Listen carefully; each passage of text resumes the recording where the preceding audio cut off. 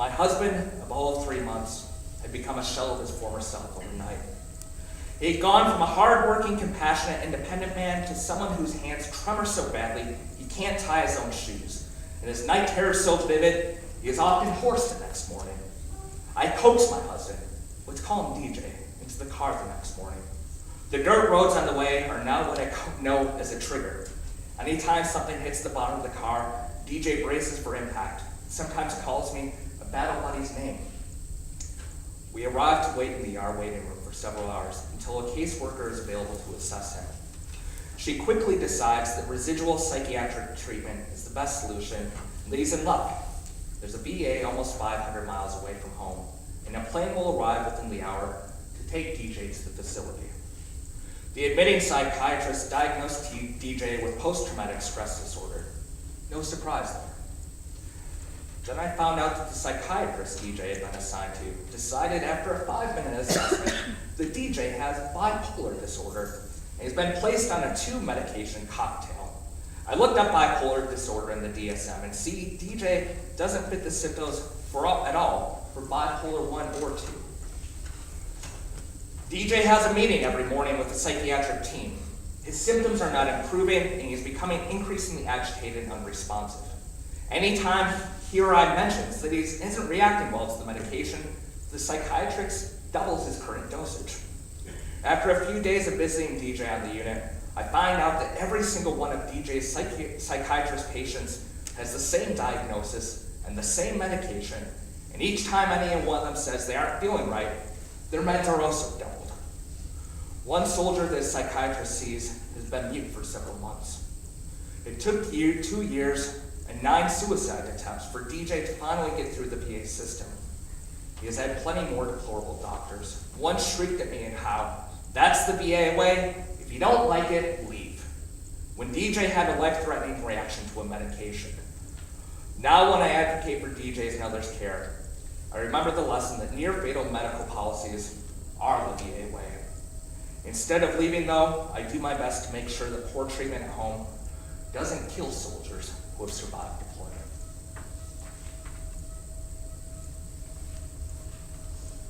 While that quote is not meant as a denunciation of the VA, particularly for the fact that I worked for the VA for a very short time, and there are very good people who are incredibly dedicated, but when you're dealing with so many people coming back, and you have lack of resources, and you have a politician will run for office saying, honor the troops, patriotism this, patriotism that, and then they cut taxes and they cut programs. You can't cut taxes and cut programs and say you're honoring the troops. You need tax money to pay for the damn VA hospital, and do not cut veteran benefits. Make sure those veterans have the accessible relief they need, and make sure those doctors aren't overwhelmed with cases.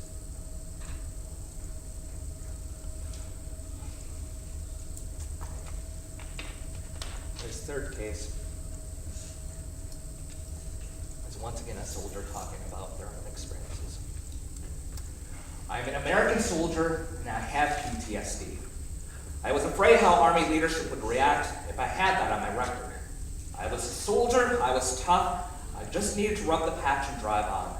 And drive on I did until one day in September 2010, 5 years after I had last left the battlefield. I don't know what the trigger was.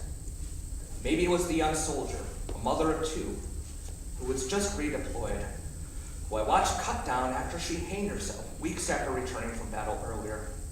Maybe it was the faces on the children I see on the doors I knocked on to tell them that their father or their mother was not coming home. Maybe it was because sometime of year when my uniform was covered with blood and brains of a 6-year-old Iraqi child who was caught in an IED during Ramadan.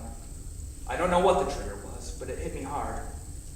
I went home one evening and all of a sudden I felt a tightness in my chest. It was hard to breathe. I closed my eyes and was panicky. I bolted out of bed thinking I was dying. I paced the room in the dark hours before I exhausted myself. I almost went to the ER that night, but the soldier in me said to stick it out. A heart attack was honorable. PTSD was not. Even though I was home, I never left the battlefield. I brought the war home and it took a toll on me, my family, wife, and children. I got to be good friends with Jim and Jack. You may know them as Mr. Bean and Mr. Daniels. I do not want to get close to my new babies for fear I may get deployed again. A big piece of me wanted to go back to battle because the battlefield made sense. Coming home to emails, memorandums, and unit politics did not. I also knew that if I went back, a bigger piece of me did not want to come back home again. I cannot say that a piece of me at one time did not wonder if my world, my family, would be better off without me. Instead of being a burden to the Army, I ended up being a burden to the most important people in my life, my wife and my children. When I close my eyes at night, sometimes I still see myself picking up the body parts of my soldiers. I still see myself holding my soldiers as they die in my arms on the battlefield. I still see the blood of Iraqi children splattered all over my uniform as they take their last breaths due to no fault of their own. In the quiet moments of the day when I'm with my family, I see the faces of all the wives, children, husbands, mothers, and fathers whose lives I destroyed with the notifications I made. My mind tells me that I did not cause their pain and grief, but my heart tells me otherwise. I know I can't change their pain, but I can change mine and the pain I inflicted on my family due to war. Only a soldier understands that physically being home doesn't mean coming home. I have no bullet holes to show my wounds. I will not get a medal that will recognize them. If I did, I would be afraid and ashamed to wear it in our present culture. As with so many of us, my wounds are the invisible kind, the type we bear in our souls. I am not ashamed of them. For me and others like me, they are just as real as the one that bleeds. I'm getting help because I'm tired of not being home. I'm tired of being on the battlefield I brought back with me. It's time for me to come home. It's time for all of us to come home. It is time for us. I am a wounded American soldier. I am not ashamed of my wounds, and I have no genetic failing. I'm proud of my service, and I'm going home. Let's go home together.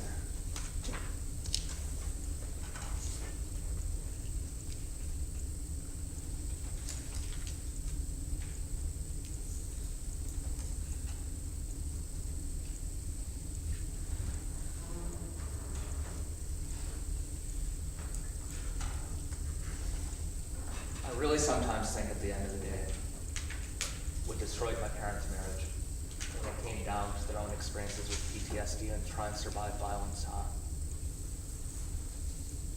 is that when they did talk about their experiences, it wasn't empathy that they got from people, it was sympathy. And damn it, they didn't want sympathy. They just simply wanted to be recognized as fellow human beings that went through something that was hard, and they wanted to be open about it. And wanted an ounce of human understanding. I think one of the great challenges is, number one, it's hard enough as somebody who is experiencing PTSD to actually open up. What we also need to understand is there's a whole different thing of listening versus judging. And it's important, just let that person talk. Don't tell them what their experience is okay, not okay. Don't try and say, oh, I understand, because you don't. You can't ever walk in their shoes, and they can't ever take those experiences away. But as a fellow human being, just sit down and let them talk. Don't ask some soldier, did you kill anyone while you were over there? It's the most asinine thing you can ever ask. Don't ask somebody who was a victim of rape. What were you wearing that night? These are stupid questions people ask all the time. And they're deadly and they're painful. What we need to do is we need to remove judgment, we need to remove stereotypes, and simply let people be who they are, experience who they are, openly, without judgment, and bring about an individualized approach. As one of my good friends, Dave, reminded me, this is not about simply rubber stamping people and saying, you have this, this is how you fix it. Each individual is different, each individual has had different experience. While they might have commonalities in their symptoms, they need that individual attention. Number two, in terms of supporting resources, not only Veterans Administration, but here on campus, we've got different veterans groups. Here in town, we've got the Dove Shelter. We have groups and resources out there that are struggling daily to try and assist people and give them enough space and opportunity for healing. And let me tell you, after years and years of volunteering and working these things, how underfunded and understaffed these things are. as something to keep in mind. This is not, if you want to talk about having a positive community and embracing things like family values, go out and support those organizations, because this is not something, a plague that's inflicting on others' family, particularly here in Utah. If you're not aware of this, when it comes to sexual assault, Utah has the highest statistics in the nation. Statistically, nationally, it's 1 in 4 women who experience sexual assault or rape. Here in Utah, it's 1 in 3. Because we don't have the education, we don't have the advocacy, and damn it, we look the other way and say it's somebody else's family. And we don't want to accept it when it's our family.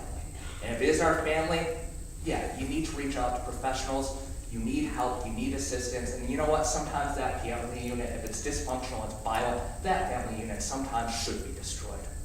It's not always what's preserving the family for the damage that it inflicts.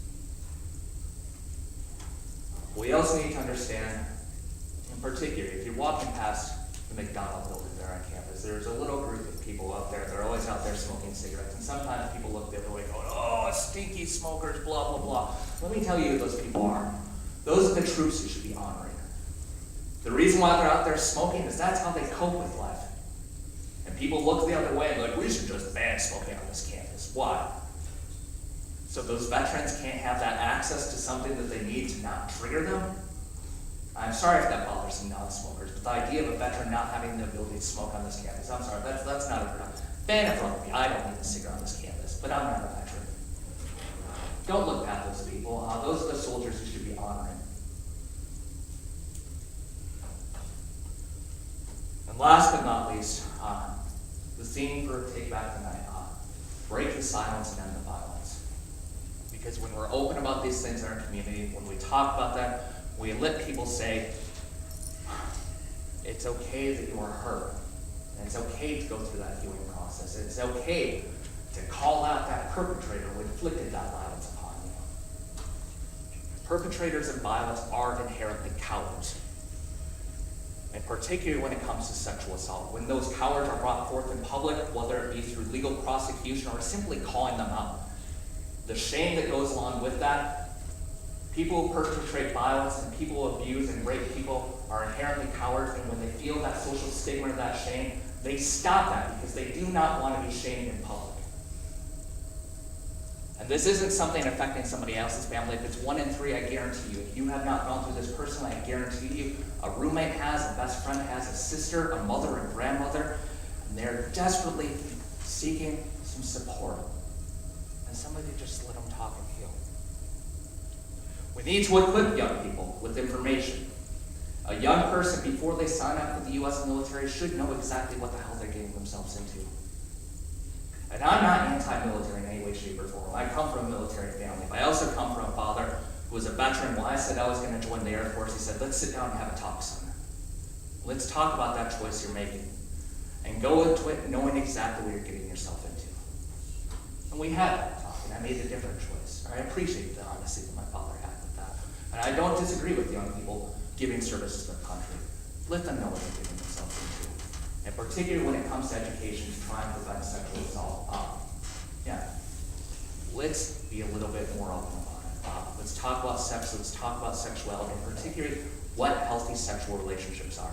Because if you don't tell a young person what a healthy sexual relationship is, they have no idea. And sometimes people who are perpetrating violence don't even realize that they're perpetrating violence because they don't know what the hell a healthy sexual relationship is. Let's stop hiding in the closet, let's stop looking the other way, and let's just stop ignoring reality. Because our soldiers deserve that honor, and our mothers, our sisters, and our wives also deserve that honor, because we're all human beings, and none of us should have to deal with this kind of violence.